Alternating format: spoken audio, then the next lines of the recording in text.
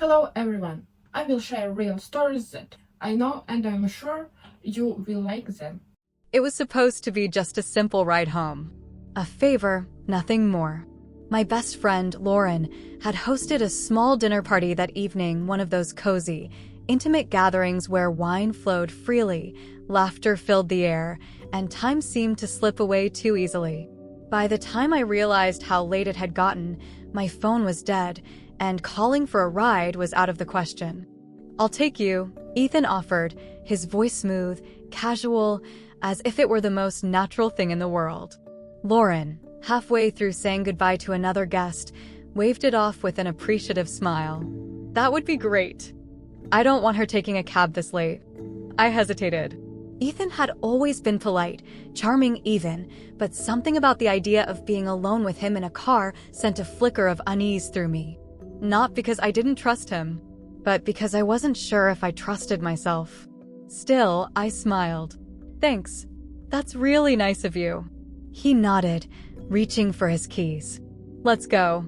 The drive started off normal enough. Small talk, easy conversation.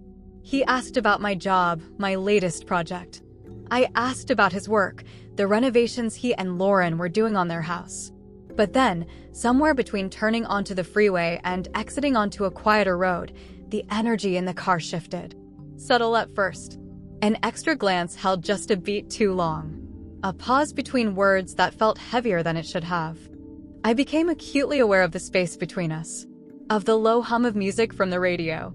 Of the way my pulse picked up when his fingers flexed against the steering wheel. Then, he made the turn. Not toward my place, but somewhere else entirely. I glanced out the window, my brow furrowing. "Ethan, this isn't my street." He didn't answer right away. Instead, he exhaled, gripping the wheel a little tighter. Then, finally, "I know." A pause. A beat too long. My stomach tightened. "Where are we going?"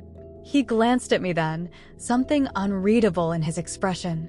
"Somewhere we can talk." The air between us was suddenly thick, heavy with something unspoken. And in that moment, I knew this ride wasn't just a favor anymore. The road stretched ahead, dark and quiet, the only illumination coming from the faint glow of the streetlights casting fleeting shadows over his face. I shifted slightly in my seat, my breath unsteady. "Talk about what?" I finally asked, my voice barely above a whisper. He tapped his fingers against the steering wheel, hesitating for just a second. "About us." The words landed like a slow strike, sending a ripple through my chest. Us. As if there had always been something more beneath the surface. As if I had felt it too, but had chosen to ignore it until now. I turned my gaze back to the window, watching the unfamiliar streets pass by, the buildings unfamiliar, the night suddenly colder than before. "There is no us, Ethan." He let out a quiet breath, shaking his head. "You don't believe that." I swallowed hard. "I do." He pulled the car to a stop in an empty parking lot, cutting the engine. The sudden silence between us was deafening, heavier than before. He turned to me fully now, his eyes searching mine in the dim light. "You're telling me you've never thought about it?" he asked, his voice low. "Not once." I clenched my fingers together in my lap, heart pounding. "Ethan." "Because I have." His words came quickly, no hesitation this time. More times than I can count. A shiver ran through me, not just from his confession, but from the honesty in his voice, the weight of it pressing down on the space between us. I should have opened the door. I should have told him to take me home. But I didn't. Because deep down, I wasn't sure I wanted to go home anymore. The silence inside the car felt suffocating. The weight of his words lingered in the air between us, heavy and unshakable. I could still hear the soft hum of the engine cooling down, the distant chirping of crickets outside, but everything else had faded into the background. I swallowed hard, forcing myself to find words, any words. "Ethan, this is insane. You're married. To my best friend." His jaw tightened. "I know. Then why are we here?" My voice came out softer than I wanted it to, edged with something I didn't quite understand. He exhaled, leaning back against the seat, his fingers tightening on the steering wheel before finally letting go. "Because I can't keep pretending." I've tried. I really have. But every time I see you, every time we talk, it's there. And I know you feel it too. I turned away, staring out the window at the empty parking lot. My reflection in the glass looked as conflicted as I felt. This isn't fair. To Lauren, to me, to you. It hasn't been fair for a long time. His voice was quiet, but firm. I've spent years convincing myself that I could ignore this, that I could push it down, but I can't anymore. I squeezed my eyes shut for a second before turning back to him. And what exactly do you expect me to say? That I feel the same way? That we should just throw everything away? That I should betray my best friend? He ran a hand through his hair, frustration evident in every movement.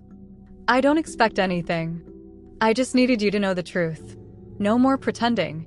No more lying to ourselves. A long pause stretched between us. My hands trembled slightly in my lap, my chest tightening under the weight of his confession. I wanted to be angry at him. I wanted to push him away, to tell him he was selfish for even putting this idea in my head. But the worst part was, I couldn't. Because deep down, I had known too. Maybe not in obvious ways.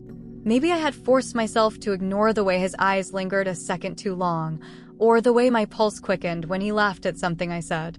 Maybe I had told myself it was nothing, that we were just friends, that I was just imagining things.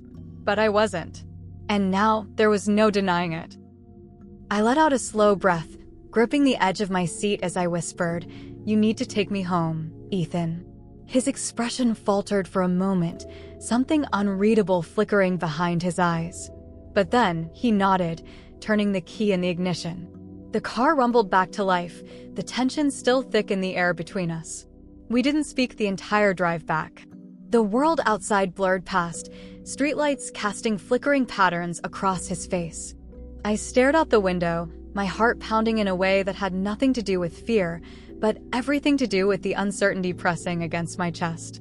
When we finally pulled up in front of my apartment, he shifted into park but didn't move. Neither did I. "I'm sorry," he finally said, his voice rough, barely above a whisper. I closed my eyes, inhaling sharply before reaching for the door handle. Me too. I stepped out into the cold night, wrapping my arms around myself as I hurried to my door. But just before I disappeared inside, I turned back for one last look. Ethan was still sitting there, hands gripping the wheel, staring straight ahead as if he was trying to convince himself that this was the end of it. I wanted to believe it too, but deep down, I wasn't sure if either of us could let go of what had just been spoken into existence. And that terrified me more than anything else.